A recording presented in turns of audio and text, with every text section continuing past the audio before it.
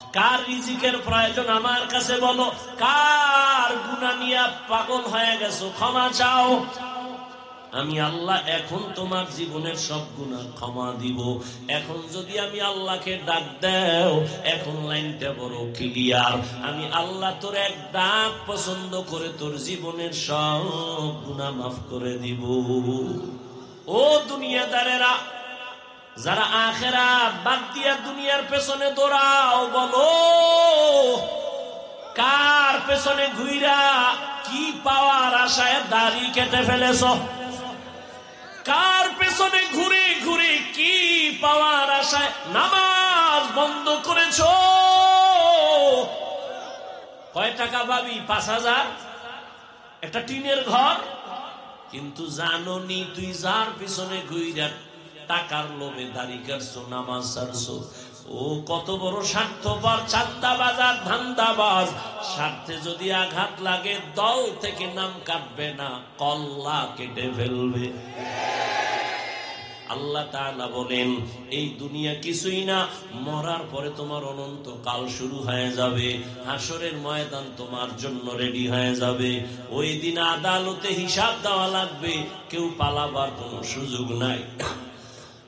হিসাব দেওয়ার চিন্তা করিয়া বান্দা তুমি এখন যদি গুনাহ থেকে নিজেরে বাঁচাইতে পারো, আমি আল্লাহ ওয়াদা করলাম তোমার ঠিকানা হবে জান্নাত।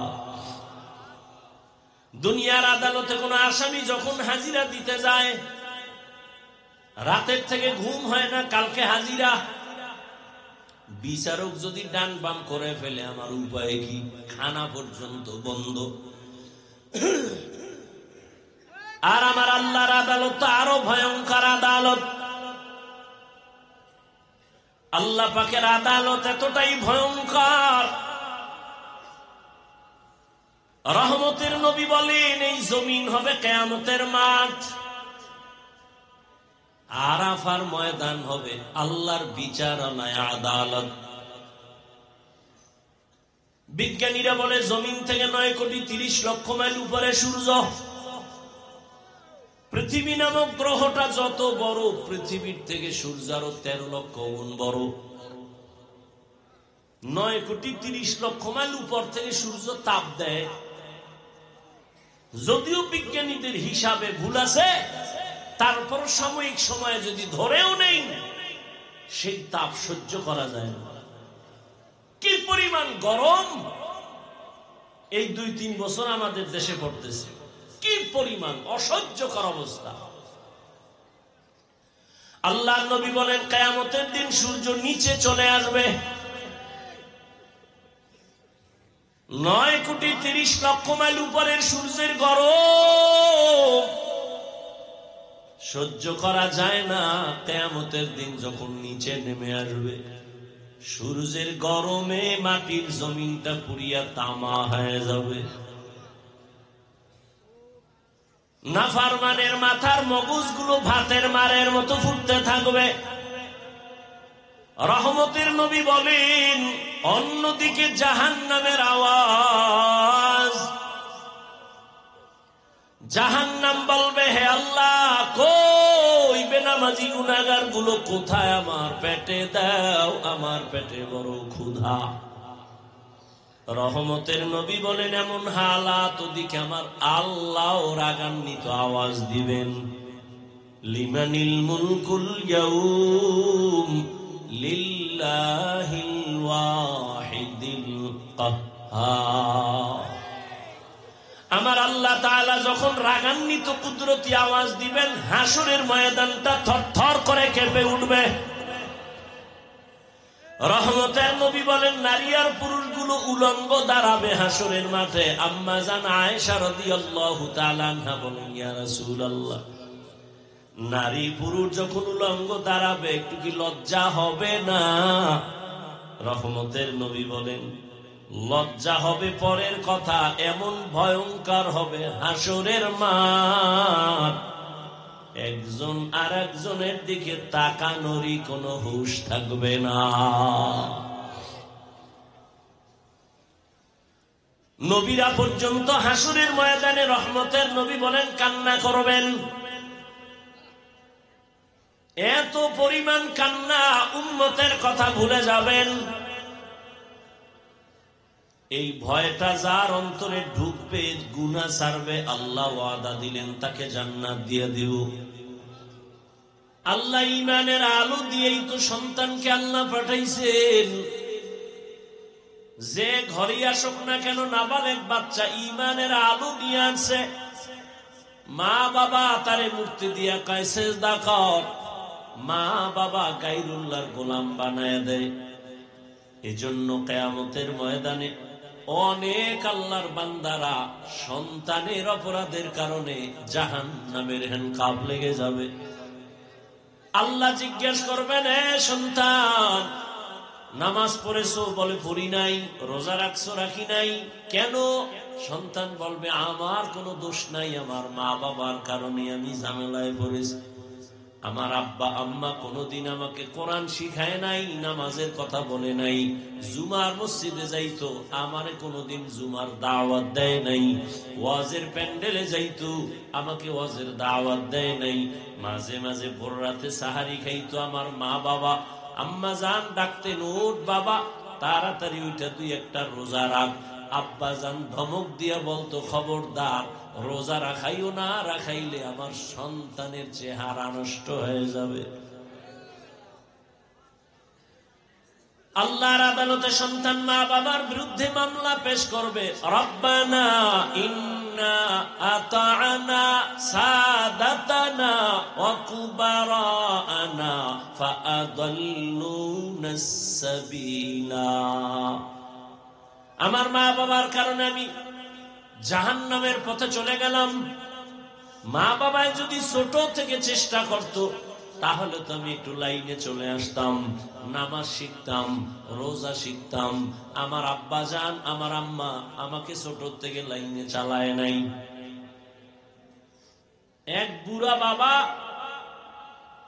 পৃথিবীর একজন আল্লাহর প্রিয় বান্দা, যারে দেখলে শয়তানও ভয় পায়। নাম জানেন কে? খলিফাতুল মুসলিমিন ওমরে ফারুক রাদিয়াল্লাহু তাআলা আনহু। আদালতে গিয়া বাবায় নালিশ দিল, ছেলে আমার হক আদায় করে না। ওমরের কথার আগে তরবারি রেডি, তবে বেইনসাফি করবে না। ডাক দিয়া কয়, বুড়া বাবা, তুমি যেই ছেলের বিরুদ্ধে বিচার দায়ের করলা, সেই বাদী বিবাদীরে হাজির করো, তার কথাও শুনতে হবে। ছেলেরে যখন হাজির করা হলো, এই ছেলে, তুই বাবার হক আদায় করো না কেন? ছেলে বলে, খলিফাতুল মুসলিমিন, আমার কোনো কথা বলার অনুমতি আছে কিনা? বলে আছে। বল। বলে, আব্বা আম্মার পক্ষ থেকে আমার উপরে কোনো হক আসেনি? ওমর কয়, আছে তো। জানতে পারিনি? কয়, পারো তো। ওমর এবার একটা একটা বলতেছে, মা বাবার পক্ষ থেকে সন্তানের উপরে প্রথম হক, একজন পুরুষ হিসাবে তার প্রথম হক হলো একটা সতী সাধ্বী নেককারিনী স্ত্রী ঘরের মধ্যে নিবে, ভালো একটা মা ঘরে আনবে। ছেলে ডাক দিয়ে কয়, খলিফাতুল মুসলিমিন, আমার আব্বা জান এই দায়িত্বটা ভালো পালন করে নাই। আমার আব্বা ভালো মা ঘরে নেয় নাই, সমাজের ডানা কাটা ভরি আমার বাবায় নিয়ে আসছে। ডানা কাটা ভরি সেই তো ডানা কাটে। ঘরে ঢুকিয়ে কয়, তোর বাপ খারাপ, তোর মা খারাপ, ব্যবহার ভালো না, ঘর থেকে নাম কি করবো? কয়, তাড়াতাড়ি আলাদা ফ্ল্যাট ভাড়া ল। আলাদা ফ্ল্যাট লইয়া কিছুদিন পরে কয়, তোর ডানাও ভালো না, এইবার তোরে ফকির বানায়া ভিক্ষার ঝুলি দিয়া আমি হিজরত করলাম। ডানা কাটা ভরির গুণ। মায়ের ডাও কাটছে, বাবার ডাও কাটছে, এইবার মগার ডাও কাটছে। সন্তান বলেন, খলিফাতুল মুসলিমিন, আমার আব্বা ভালো মা ঘরে নেয় নাই। তারপরে হক হলো স্বামী আর স্ত্রী আল্লাহর কাছে দোয়া করবে একটা নেককার সন্তানের জন্য।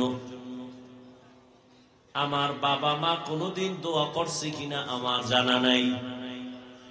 এরপরে সন্তান দুনিয়াতে যখন আসবে ডান কানে আজান আর বাম কানে কামাত। ছেলে ডাক দিয়া বলে, আমার আব্বা কোনদিন আমার ডান কানে বাম কানে আজানে কামত দেয় নাই। ও যাত্রাবাড়ির মুসলমানেরা, কয়জন মুসলমান বুকে হাত লাগাইয়া বলতে পারবা দুনিয়াতে আসছো যেদিন, ওই দিন তোমার ডান কানে আজান আর বাম কানে কামত হয়েছে কিনা? না, কেমনে কই, আমার তো জন্ম হসপিটালে। হসপিটালের মধ্যে তো কোনো মুয়াজ্জিন নাই আজানে কামত দেওয়ার জন্য। আছে? নাই। অনেকে তো জানেই না যে কামটা করা লাগবে, অনেকে তো জানাই নাই। আমার মা বাবায় হক আদায় করে নাই। এরপরে খলিফাতুল মুসলিমিন বলেন 7 দিনের দিন সন্তানের চুল ফালাবে আর একটা সুন্দর নাম রাখবে। বলে, আমার আব্বা জান আমার একটা ভালো নামও রাখে নাই, আমার নাম রাখছে জউল। যেমন আমগো এলাকায় রাখে জুয়েল, কোয়েল, দোয়েল। সন্তানের নাম তুফান, নদী, হাসি, খুশি, হ্যাঁ, সবুজ, গম্বুজ সন্তানের নাম। হায় হায় হায়, সারা দুনিয়া খুঁজো, কোন বিদুর্মীর বাড়ি আব্দুর রহমান নামে কোন ছেলে আসেনি। সারা দুনিয়া খুঁজো, শুধু বাংলাদেশ না, রহিমা খাতুন নামে কোন মেয়ে কোন বিদর্মীর ঘরে আসেনি। মুসলমানের ঘরে কেন এত বেঈমানের নাম? কারণ কি? ইসলামের নাম কি টান পড়ছেনি? সেদিন এক আমার ভক্ত জিগাই, তোর নাম কি? সুমেল। তোর ভাইয়ের নাম কি? রুমেল। আমি কি, তোর মাইয়া বলা যদি হয় সেটার নাম রাখবি আর একটার হিমেল,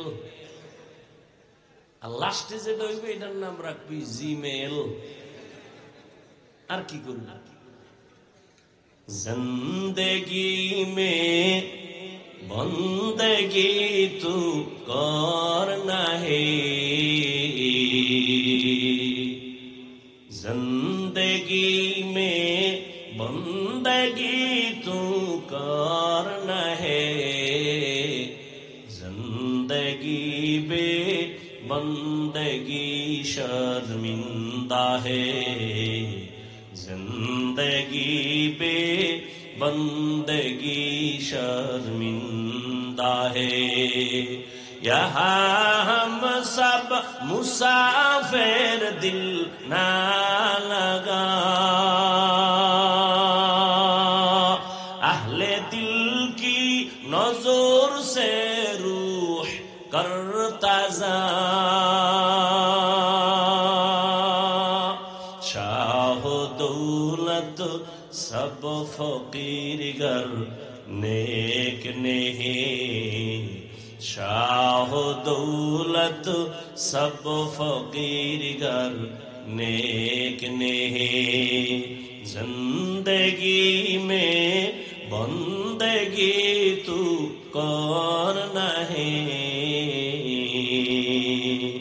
जिंदगी बे बंदगी शर्मिंदा है, जिंदगी बे बंदगी शर्मिंदा है।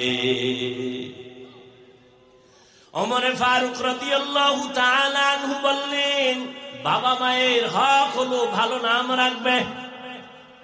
রহমতের নবী সহিহ হাদিসে বলেন, কিয়ামতের দিন একটা নামের বরকতে মানুষ আল্লাহর জান্নাতে যাবে।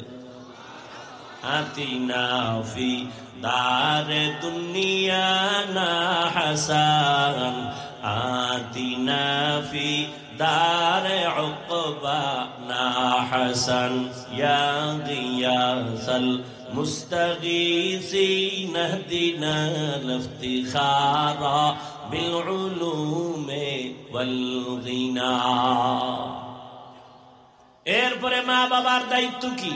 قال رسول الله صلى الله عليه وآله وسلم من ولد له ولد فليحسن اسمه وآدابه فإذا بلغ فليزوجه فإن بلغ ولم يزوجه فأصاب اسما فإنما اسمه على أبيه।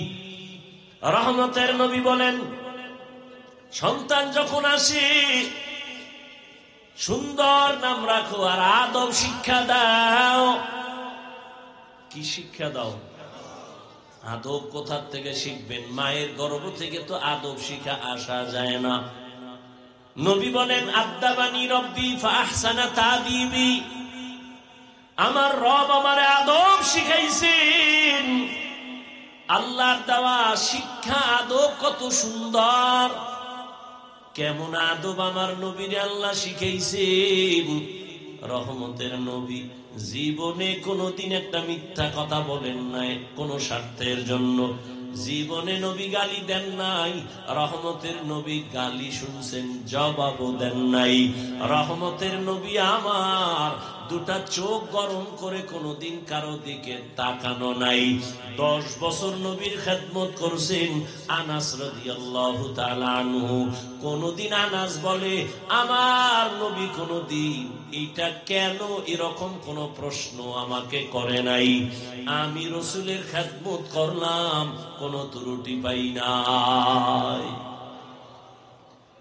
পৃথিবীতে আদব যদি শিখতে চাও, রহমতের নবীর থেকে আদব শিখো। কারণ আমার নবী এত সুন্দর আদব আল্লাহ থেকে শিখলেন, আর সে আদব যখন মক্কার চূড়ান্ত নষ্ট মানুষগুলোরে দিলেন, ওই মানুষগুলো এমন দামি হয়ে গেল। নবী বয়ান করতেছেন, একজন সাহাবী মসজিদের বাহির থেকে পাও একটা ভেতরে দিছে, আর একটা পাও এখনো ভেতরে আনে নাই, বাইরে মাঝখানে চৌকাঠ।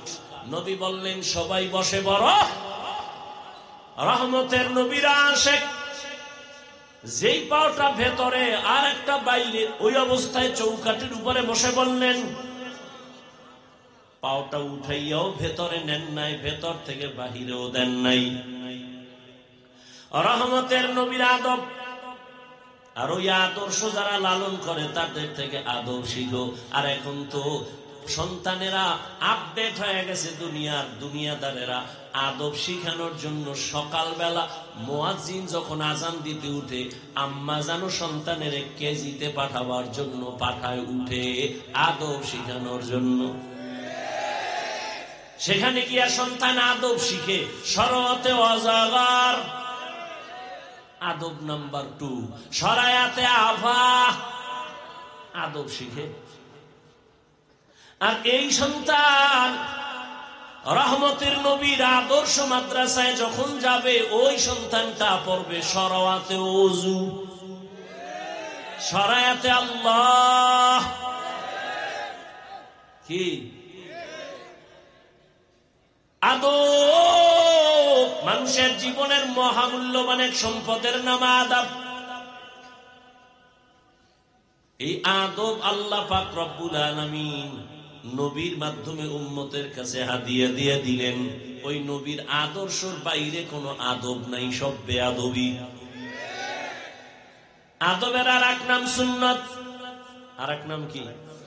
তুকু যাও সুন্নতে আহমদ কুজাবা মুহাম্মদ कैबुवत निस्बतरा मन अहब्बा सुन्नती कौले रसूल मजदाए का नमाई हम कुन कबूल। আগে স্কুলেও কিছু আদব ছিল। আগে স্কুলেও কি ছিল? ছোটখাটো স্কুলে আমরা মনে আছে আদর্শ লিপি বই পড়ছি। কত সুন্দর সুন্দর আদবওয়ালা কবিতাও তখন ছিল। সকালে উঠিয়া আমি মনে মনে বলি, সারাদিন আমি যেন ভালো হয়ে চলি। আদেশ করেন যাহা মোর গুরুজনে, আমি যেন সেই কাজ করি ভালো মনে। কত সুন্দর না? আর এখন সব উল্টায় দিছে, সব আপডেট হয়ে গেছে। এখন সব দাঁড়ায় প্রস্রাব করার আদব চলে, দাঁড়ায় প্রস্রাবের আদব চলে। আর কিসের সেই সুন্দর কবিতা যেগুলো শুনলে কলিজা ঠান্ডা হবে, এখন আর ওগুলো নাই। এখন সন্তানের কবিতা শিখাই, ক্রিং ক্রিং টেলিফোন, হ্যালো হ্যালো হ্যালো, কে তুমি কাকে চাও বলো বলো বলো, আমি ম্যাও হ্যালো ক্যাট, বিড়ালকে চাই, জরুরি খবর আছে ডেকে দাও তাই। হামটি ম্যাটিং টিম, তার খাড়া দুটো শিং, তারা মাঠে পারে ডিম। শিংওয়ালা জানোয়ারে ডিম দেন, তাহলে কথাটা মিথ্যা না? অল্প মিথ্যা না 100? যে শিক্ষার ফাউন্ডেশন মিথ্যার উপরে হবে, ওই শিক্ষার দ্বারা জাতি মিথ্যাবাদী হবে, ধোঁকাবাজ হবে। وَأَمَّا مَنْ خَافَ مَقَامَ رَبِّهِ وَنَهَى النَّفْسَ عَنِ الْهَوَى فَإِنَّ الْجَنَّةَ هِيَ الْمَأْوَى। দুনিয়া নামক গ্রহ দেখে পাগল হইও না রে মুমিন। ঈমানের পাওয়ার নিয়ে আল্লাহ পাঠাইছেন, এখন তোমার শুধু আমলের বাজার করো। নামাজ আজান হয়েছে, মসজিদে যাও, নামাজ পড়ো, পর্দা করো, হালাল খাও। কিন্তু কিছু দুনিয়া দাঁড়াইসা, দুনিয়ার রং তামাশা দেখা আখেরাত আছে বলতেই তার মনে নাই। আল্লাহ বলেন, লা ইয়াগুররান্নাকা তাকাল্লুবুল্লাযীনা কাফারু ফিল বিলাদি মাতাউন কলিলুন সুম্মা মাওয়াহুম জাহান্নাম ওয়া বিইসাল মিহাদ।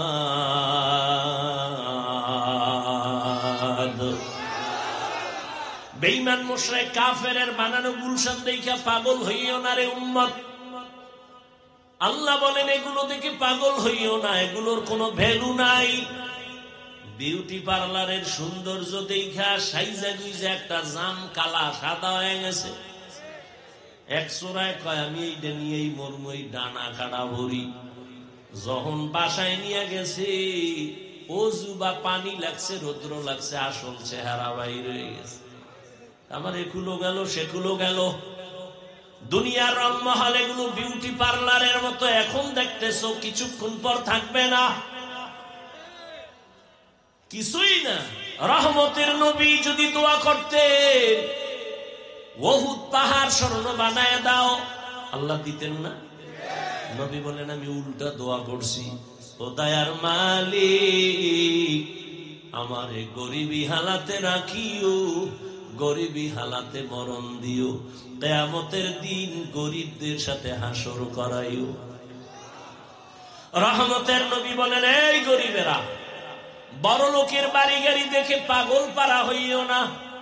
কিয়ামতের দিন বড় লোকের 500 বছর আগে গরিবেরা জান্নাতে চলে যাইবা। 500 বছর? কোন গরিব? এই ফলপট্টি আপনাকে এদিকে যারা গাঞ্জা গাঞ্জা খায়, এই গরিব। কিছু গরিবের টাকা দেবেন, গিয়েই বিড়ি টানা শুরু করবে। কেউ দোকানদারি করে সারা রাত তাস খেলে, ক্যারাম বোর্ড খেলে, জুয়া খেলে, আছে না নাই? লুড্ডু খেলে, মাইয়ারও খবর নাই, পোলার খবর নাই, সংসারের চিন্তা নাই। আল্লাহ হেদায়েত দান করেন। আল্লাহ তাআলা বলেন, দুনিয়ার পেছনে পড়ে কোনো লাভ নাই, দুনিয়া নামক গ্রহের কোনো মূল্য নাই। আর তোমরা যারা দুনিয়া দুনিয়া দুনিয়া ঘুরি ঘোরো, ঘুমের মধ্যেও দুনিয়া, নামাজে দাঁড়াইলেও দুনিয়া, এই দুনিয়া দুনিয়া যারা ঘুরিয়া আখিরাতের পেছনে ফালায় দিছে, ওরা দুইটা জিনিস চায়। কয় জিনিস? একটা চায় সম্মান, আর একটা চায় শান্তি। কিন্তু আমি আল্লাহর জাতের কসম করে বলি, যারা আখিরাতকে পেছনে ফেলে দুনিয়ার শান্তি আর সম্মানের জন্য সব দিকে দৌড়ায়, ওরা সম্মানেও নাই, শান্তিতেও নাই। 10 তলা বিল্ডিং উঠায় লাভ কি যদি বিল্ডিং বাদ দিয়া জঙ্গলে ঘুমানো লাগে? সুইস ব্যাংকের টাকা রেখে লাভ কি যদি 14 গোষ্ঠী খাইতে না পারে? টাকা দিয়ে সম্মান কিনলে এই সম্মান থাকে না। আর আমার মাওলায় যদি সম্মান দেন, এই সম্মান কেউ নিতে পারে না। পারে? এই মুহূর্তে তাকায় দেখো কত কান্না, কত কান্না। কিন্তু চেয়ারম্যানের চেয়ারের মেয়াদ শেষ, এমপির মেয়াদ শেষ, মন্ত্রীর মেয়াদ শেষ, কিন্তু আখিরাত ওয়ালারা যেই চেয়ারে বসে, ও চেয়ারের কোনো তো মেয়াদি নাই। কে দিছে সম্মান? আল্লাহ সম্মান দিছে। ও দুনিয়াদারেরা, যারা আখিরাত বাদ দিয়া দুনিয়ার পেছনে দৌড়াও, বলো কার পেছনে ঘুইরা কি পাওয়ার আশায় দাড়ি কেটে ফেলেছ? কার পেছনে ঘুরে ঘুরে কি পাওয়ার আশায় নামাজ বন্ধ করেছ? কয় টাকা পাবি? 5,000, একটা টিনের ঘর। কিন্তু জানো নি তুই যার পিছনে ঘুইরা টাকার লোভে দাড়ি কাটছো, নামাজ ছাড়ছো, ও কত বড় স্বার্থপর, চাঁদাবাজ আর ধান্দাবাজ। স্বার্থে যদি আঘাত লাগে, দল থেকে নাম কাটবে না, কল্লা কেটে ফেলবে। সব চাঁদাবাজ আর ধান্দাবাজ। আল্লাহর মোহাব্বত নিয়ে যারা আছে, এরা সম্মানেও আছে, শান্তিতেও আছে, এখনো আছে, এই মুহূর্তেও আছে। সম্মান দেয়ার মালিক কে? শান্তি দেয়ার মালিক কে? قال رسول الله صلى الله عليه وآله وسلم من أحب دنياه وذر بآخرته ومن أحب آخرته وذر بدنيا فآثروا ما يبقى على ما يفنى। যে ব্যক্তি দুনিয়াকে আপন করে নিল, আখিরাত বরবাদ হয়ে গেল। যে আখিরাতের আপন করবে, দুনিয়া তার পেছনে চলে যাবে। আর আল্লাহর নবী বলেন, ক্ষণস্থায়ী দুনিয়া পেছনে ফেলো, আখিরাতের অন্তরে জায়গা দিয়া দাও। قال رسول الله صلى الله عليه وآله وسلم الدنيا خلقت لكم وأنكم خلقتم للآخرة। রহমতের নবী বলেন, পুরা দুনিয়া তোমার আমার গোলাম, আর তোমাকে আমাকে আল্লাহ বানাইছেন তার গোলাম। দুনিয়া তোমারে আমারে খুঁজবে, তুমি আমি কারে খুঁজবো? আল্লাহকে খুঁজো। তোমাকে আমাকে দুনিয়া খুঁজবে, তুমি আমি আল্লাহকে খুঁজি। কিন্তু এখন উল্টা হয়ে গেছে, তুমি আমি খুঁজি দুনিয়া দুনিয়া দুনিয়া, আর আল্লাহ তোমারে আমারে খুঁজে। আল্লাহ খোঁজ দিয়া ডাক দিছে ফজরের সময়, আসসালাতু খায়রুম মিনান নাউম, ওঠো আমার ঘরে এসে হাজিরা দাও। দুনিয়াদারেরা নাক টেনে ঘুমায়, ফজরের হাজিরায় একবারও যায় নাই। আল্লাহ কত দয়ার মালিক, একবারও রাগ করে নাই। আবার জোহরের সময় ডাক দিছে, আয় মসজিদে এসে হাজিরা দাও। বান্দা জোহরের হাজিরায়ও নাই। আল্লাহ তাআলা আবার দয়া করে ডাক দিছে, আসরের হাজিরায় আয়, হাইয়া আলা সালাহ। নিমক হারাম, দুনিয়ার তালে পরে আসরের হাজিরায় মসজিদে যায় নাই। আল্লাহ রাগ করে পানি বন্ধ করেন নাই, খানা বন্ধ করেন নাই। মাগরিবে ডাক দিছে, আসো। নিমক হারাম, মাগরিবের হাজিরায় যায় নাই। আল্লাহ রাগ করে নাই। শেষবারে আল্লাহ এশার সময় ডাক দিছে, মুয়াজ্জিন ডাক দাও, বান্দা এশার হাজিরায় যায় নাই। আমার আল্লাহ কত দয়ার মালিক, ফজরেও হাজিরায় না পাইয়া, আসরে মাগরিব এশায় না পাইয়া, আল্লাহ এই কথা বলে নাই তোরে আমি আর চাই না, বরং আল্লাহ কয় এবার আমি রেডি, তোরে ডাকার জন্য আসতেছি। 5 বেলায় ডাকলাম মুয়াজ্জিন দিয়ে, তুই আসলি না, এবার আমি আল্লাহ তোরে ডাকার জন্য আসতেছি। উদউনি আস্তাজিব লাকুম, আমি আল্লাহকে তুই যখন একটু সাড়া দিবি, ডাকে আমি জবাব দেওয়ার জন্য। রাতের গভীর, যখন আসমান ঠান্ডা, জমিন ঠান্ডা, সব ঘুমায় যায়, জঙ্গলের প্রাণী ঘুমায়, গাছের পাখিরাও ঘুমায়, ঘরের মানুষ ঘুমায়, ওই সময় আমি আল্লাহ আমার মোহাব্বতের বান্দারে ডাকার জন্য প্রথম আসমানে আসি। ও বান্দা, একটু সজাগ হইয়া আমারে মোহাব্বত করে একটা ডাক দাও। অতিও গভীর হয় রজনী যখন, নীরবে প্রভুর নাম জপিও তখন, প্রভুর করুণা যদি পাইবারে চাও, গভীর রাতে উঠে প্রভুর গুণগান গাও। আল্লাহ তাআলা বলেন, আমি তোমাকে প্রতিদিন ভোর রাত্রে ডাকতে থাকি। আলা মিন মুস্তাগফিরিন ফাগফির আলা, আলা মিন মুস্তারজিকিন ফারজুকা। কার রিজিকের প্রয়োজন আমার কাছে বলো, কার গুনাহ নিয়ে পাগল হয়ে গেছো ক্ষমা চাও। আমি আল্লাহ এখন তোমার জীবনের সব গুনাহ ক্ষমা দিব। এখন যদি আমি আল্লাহকে ডাক দাও, এখন লাইনটা বড় ক্লিয়ার, আমি আল্লাহ তোর এক ডাক পছন্দ করে তোর জীবনের সব গুনাহ মাফ করে দিব। ইয়া ইলাহি মুঝসে মুঝকো দূর কর, তাকে দেখো মুঝ মে তুঝকো এক নজর। আল্লাহ তাআলা বলেন, এই দুনিয়া কিছুই না, মরার পরে তোমার অনন্ত কাল শুরু হয়ে যাবে। হাসরের ময়দান তোমার জন্য রেডি হয়ে যাবে। ওই দিন আদালতে হিসাব দেওয়া লাগবে, কেউ পালাবার কোনো সুযোগ নাই। হিসাব দেওয়ার চিন্তা করিয়া বান্দা, তুমি এখন যদি গুনাহ থেকে নিজেরে বাঁচাইতে পারো, আমি আল্লাহ ওয়াদা করলাম তোমার ঠিকানা হবে জান্নাত। দুনিয়ার আদালতে কোন আসামি যখন হাজিরা দিতে যায়, রাতের থেকে ঘুম হয় না, কালকে হাজিরা। বিচারক যদি ডান বাম করে ফেলে, আমার উপায় কি? খানা পর্যন্ত বন্ধ। আর আমার আল্লাহর আদালত তো আরো ভয়ঙ্কর আদালত। আল্লাহ পাকের আদালত এতটাই ভয়ঙ্কর, রহমতের নবী বলেন, এই জমিন হবে কিয়ামতের মাঠ,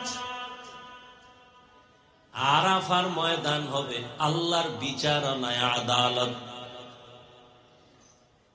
বিজ্ঞানীরা বলে জমিন থেকে 9,30,00,000 মাইল উপরে সূর্য। পৃথিবী নামক গ্রহটা যত বড়, পৃথিবীর থেকে সূর্য আরো 13 লক্ষ গুণ বড়। 9,30,00,000 মাইল উপর থেকে সূর্য তাপ দেয়। যদিও বিজ্ঞানীদের হিসাবে ভুল আছে, তারপর সাময়িক সময়ে যদি ধরেও নেই, সেই তাপ সহ্য করা যায় না।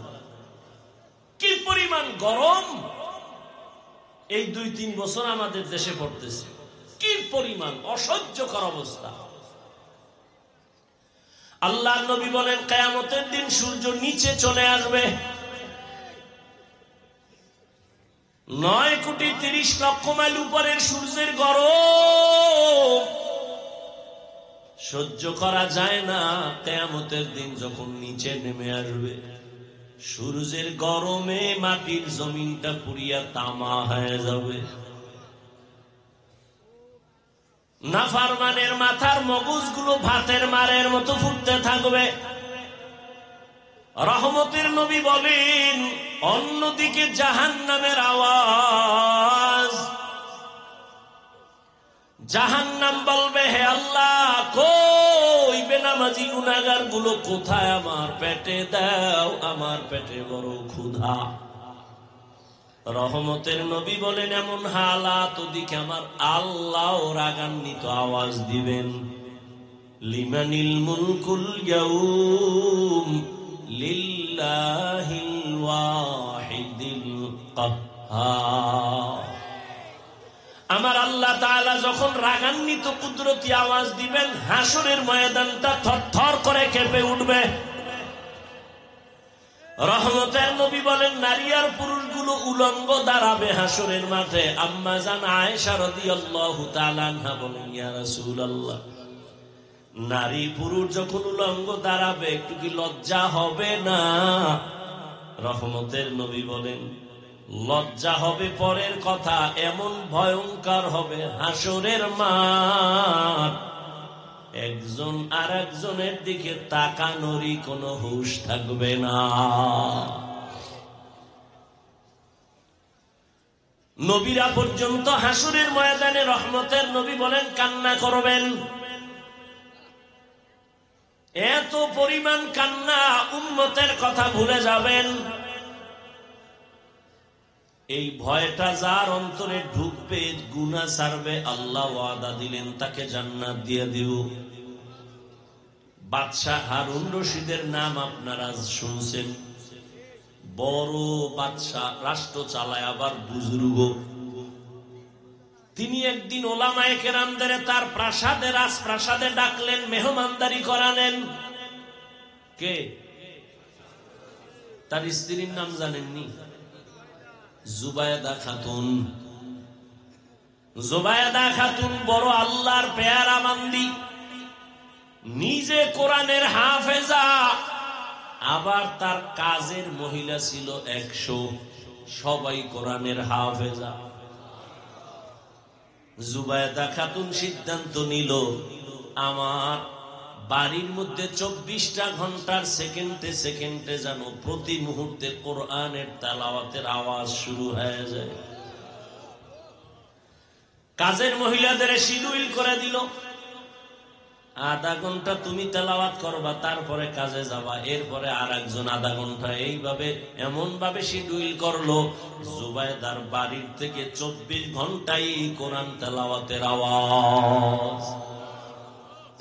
বাদশাহ হারুন রশিদ উলামায়ে কেরামের এক কাফেলারে মেহমানদারি করাইয়া এবার বলে, আমি আপনাদের ডাকছি আমার একটু জিনিস জানার জন্য। উলামায়ে কেরাম বলেন, কি জানতে চান? তাই আপনারা তো আমাকে চিনেন। বলে, হ্যাঁ চিনি তো। কথা হলো, আমাকে একটু রেজাল্ট দিবেন আজকে। বলে, কি রেজাল্ট? বাদশাহ হারুন রশিদ বলে, বলবেন আমি জান্নাতি নাকি জাহান্নামী? উলামায়ে কেরাম এক আওয়াজ দিলেন, এটা কেমনে বলা যায়? আপনি ভালো কাজ করলে বলা যাবে আপনি জান্নাতের পথে আছেন, তবে জান্নাতি বলা যাবে না। আপনি যদি অন্যায় কাজ করেন তো বলা যাবে জাহান্নামের পথে আছেন, কিন্তু আপনি জাহান্নামী বলা যাবে না। বাদশাহ হারুন রশিদ তো দুনিয়াদার বাদশাহ না, আল্লাহওয়ালা বাদশাহ। কি? হ্যাঁ। আর এখন মানুষ কি বলে, হুজুরেরা কিছু বুঝে না, এরা গাঞ্জা খায় সব বুঝে। পৃথিবীর সব থেকে জ্ঞানের ভান্ডার কোরআন, আর এই কোরআন যার সিনে আছে সে হলো শ্রেষ্ঠ জ্ঞানী।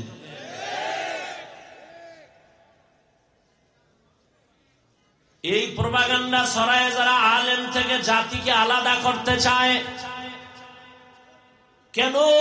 কয় আলেমের পেছনে যদি মানুষ চলে যায় তো আমগো ধান্দাবাজি, চুরি, দুর্নীতি করা যাবে না। আল্লাহ হেদায়াত দান করুন। ভাইরা আমার, আল্লাহর আদালতে দাঁড়াইয়া হিসাব দেওয়ার ভয় যতক্ষণ পর্যন্ত আল্লাহর কসম অন্তরে আসবে না, ততক্ষণ পর্যন্ত জমিন থেকে দুর্নীতি, চুরি, ডাকাতি বন্ধ করা যাবে না। রহমতের নবীর হাতে গড়া সাহাবী ওমরে ফারুক রাদিয়াল্লাহু তাআলা খেলাফতের দায়িত্ব, রাষ্ট্র চালাইতেছেন ওমর। রোম সম্রাট বলে, ওমরের এত দাপট কেন? সবাই ভয় পায় কেন এই ব্যক্তিটারে? যাও তো দেখো তো তার আশেপাশে তার বডিগার্ড কত হাজার। গোয়েন্দারা এসে দেখে, রিপোর্ট দিল, এই রোম সম্রাট, ওমর নামের ব্যক্তির কোনো গার্ড নাই, একা একা চলে, একা একা চলে, তার এত পাওয়ার। সেই ওমর যে রাস্তা দিয়া চলে, শয়তানও রাস্তায় চলে না। ঈদের বাকি আছে আর 2-3 দিন। বিবি একদিন বলে, খলিফাতুল মুসলিমিন, সামনে ঈদের আনন্দ, আমাদের বাজার লাগবে না, সন্তানদের জন্য কিছু কাপড় কিনা প্রয়োজন। বলে, আমার কাছে টাকা নাই। কে কয়? কারে কয়? কোন সময়? রাষ্ট্র যখন চালাচ্ছেন ওমর, সেই সময় বলে। ওমর বলে, আমি পোশাক কিনবো কিভাবে, টাকা নাই। এবার বিবি বুদ্ধি দেয়, আপনি অর্থ মন্ত্রণালয়ের যে জিম্মাদার আছে, দায়িত্ব আছে, তাকে চিঠি লেখেন আর বলে দেন 1 মাসের অগ্রিম টাকা দিয়ে দিতে, 1 মাস অগ্রিম বেতন। ওমর চিঠি লিখলেন, বাহককে বললেন, যাও আবু ওবায়দা ইবনুল জাররাহ অর্থ মন্ত্রণালয়ের দায়িত্বে আছে, যাও আমার চিঠি দাও। বাহক চিঠি নিয়ে যখন আবু ওবায়দার কাছে চলে গেলেন, আবু ওবায়দা চিঠি দেখা হাউ মাউ করে কান্না শুরু করলেন। দেখছেন নি কারবার, হরকে দারদ খৌফে হক দর দিল মাদাম জন্নতুল মাওয়া দেহত ও রামকাম। আবু ওবায়দা কান্না করে উল্টা আরেকটা চিঠি লিখলেন ওমরের কাছে, খলিফাতুল মুসলিমিন, আপনার কাছে আমার 2টা প্রশ্ন লিখে দিলাম, জবাব দিলে আমি 1 মাসের অগ্রিম বেতন দিয়ে দিব। আপনি অর্ডার দিলে তো সব দিয়ে দেওয়া উচিত, কিন্তু যেহেতু আল্লাহকে ভয় করি সে কারণে চিঠি লিখলাম, উল্টা 2 প্রশ্নের জবাব দিবেন, 1 মাসের অগ্রিম দিয়ে দিন। ওমরের কাছে যখন বাহক চিঠি দিয়ে দিল, খলিফাতুল মুসলিমিন ওমর চিঠি দেখা তিনিও কান্না শুরু করলেন। ওমর চোখের পানি ছেড়ে কাঁদতেছেন। চিঠির মধ্যে 2 প্রশ্ন লেখা। 1 প্রশ্ন হলো, ওমর খলিফাতুল মুসলিমিন, আপনি যে আগামী 1 মাসের অগ্রিম টাকা চাইলেন, গ্যারান্টি দেন আপনি আগামী মাস বাঁচবেন নি? মৌত কাসিন কুল্লু নাসিন শারেবু কবরু বাইতিন কুল্লু নাসিন দাখিলু। ওমরের অন্তরে চোট লেগে গেল।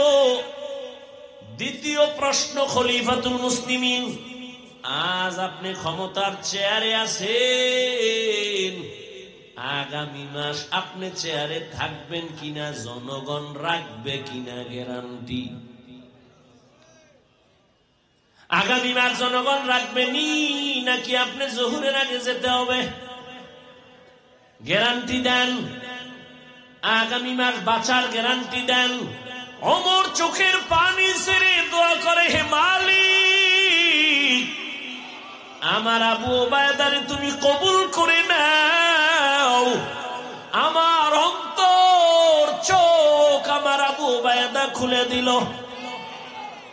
हर के दारन खौफे हकदार दिल मदाम जन्नतुल मावा देहत ओ रामकाम। বাদশা হারুন রশিদ বলে, বলো আমি জান্নাতি না জাহান্নামী? সব আলেম বললেন এটা বলা যাবে না।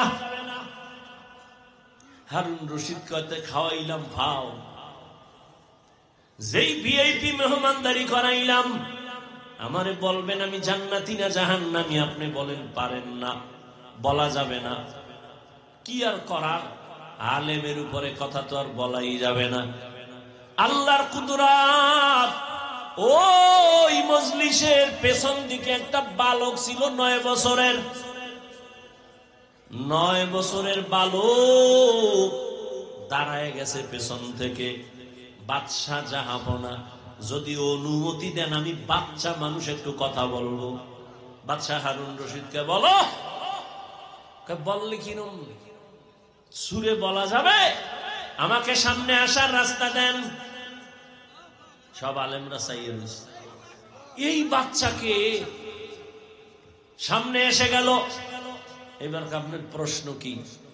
আমি জান্নাতি না জাহান্নামী? জবাব দাও। 9 বছরের বালক কয়, জবাব দিতে আমি পারবো, তবে আমার প্রশ্ন আছে। কি? কয় যে প্রশ্ন করে সে বড় না জবাব দেয় সে বড়? কে বড়? কে বড়?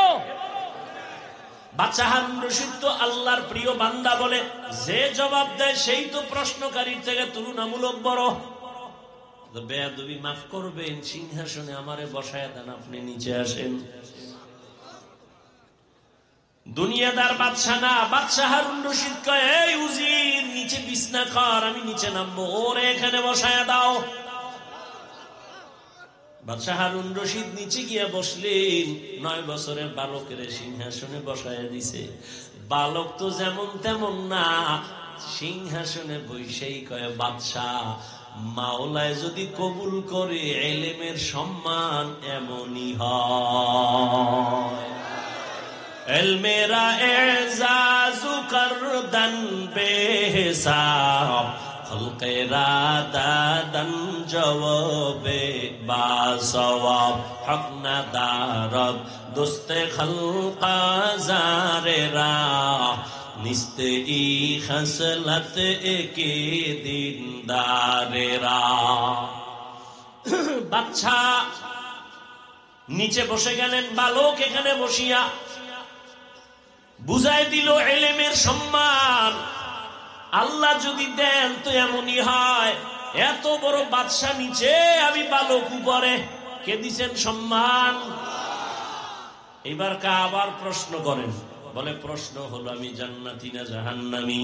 বালক এবার ডাক দিয়া বলে, বাদশাহ আমাকে বলেন, আপনার জীবনে এমন কোন সুযোগ আর ছিল নি যে আপনি জিনা করতে পারবেন? আল্লাহর আযাবের ভয়ে আপনি সে জিনা করেন নাই।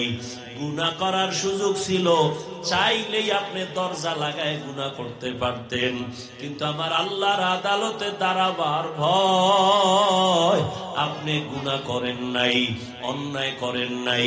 এমন কোন দিন আপনার আসেনি?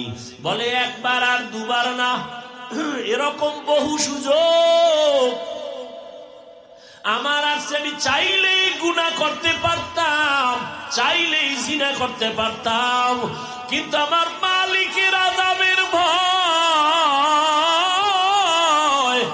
আমি আল্লাহর আদালতের ভয়, আমি গুনাহ থেকে নিজেকে বাঁচায় ফেলছি।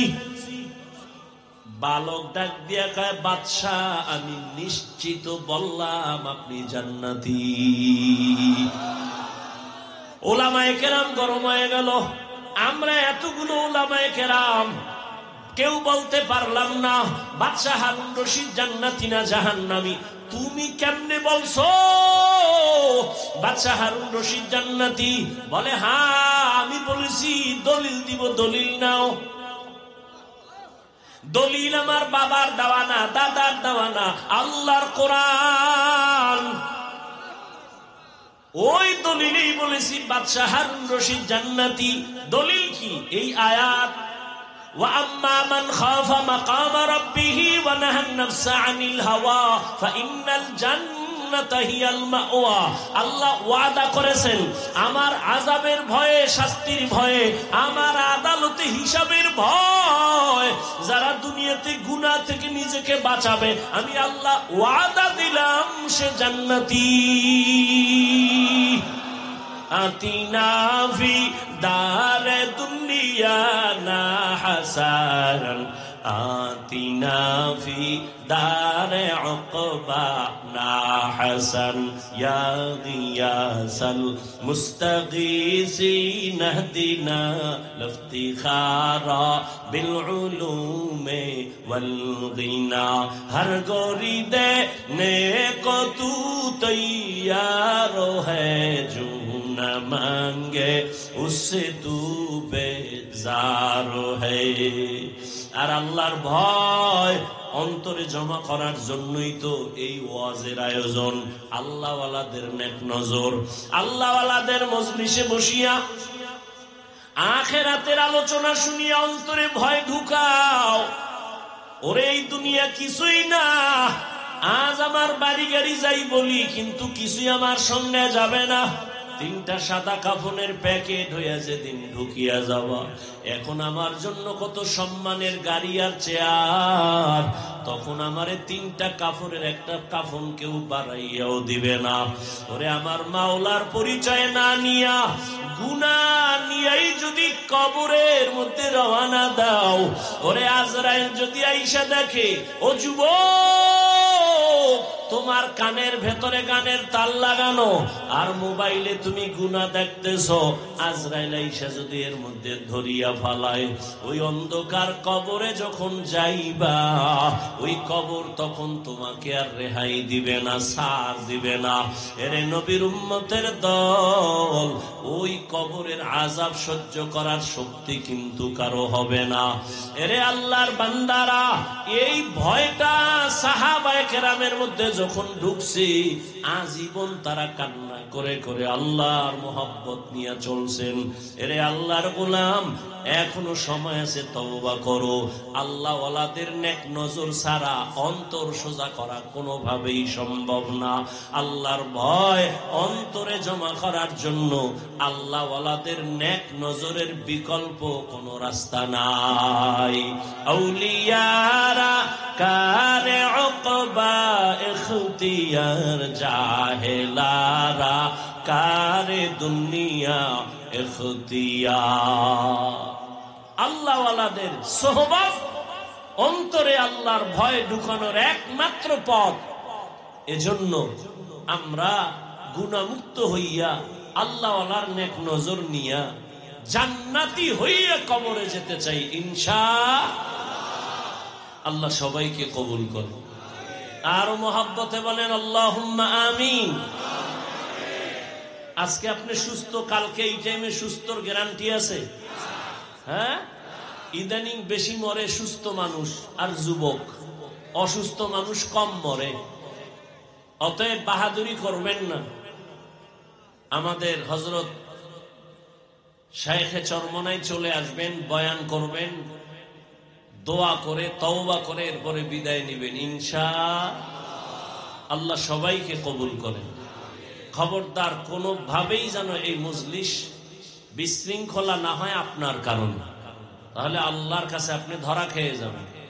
আল্লাহ সবাইকে শান্তভাবে আদবের সাথে শেষ দোয়া পর্যন্ত থাকার তৌফিক দান করেন। সুবহানাল্লাহি ওয়া বিহামদিহি, সুবহানাকাল্লাহুম্মা ওয়া বিহামদিকা, আশহাদু আল্লা ইলাহা ইল্লা আনতা, আস্তাগফিরুকা ওয়া আতুবু ইলাইক।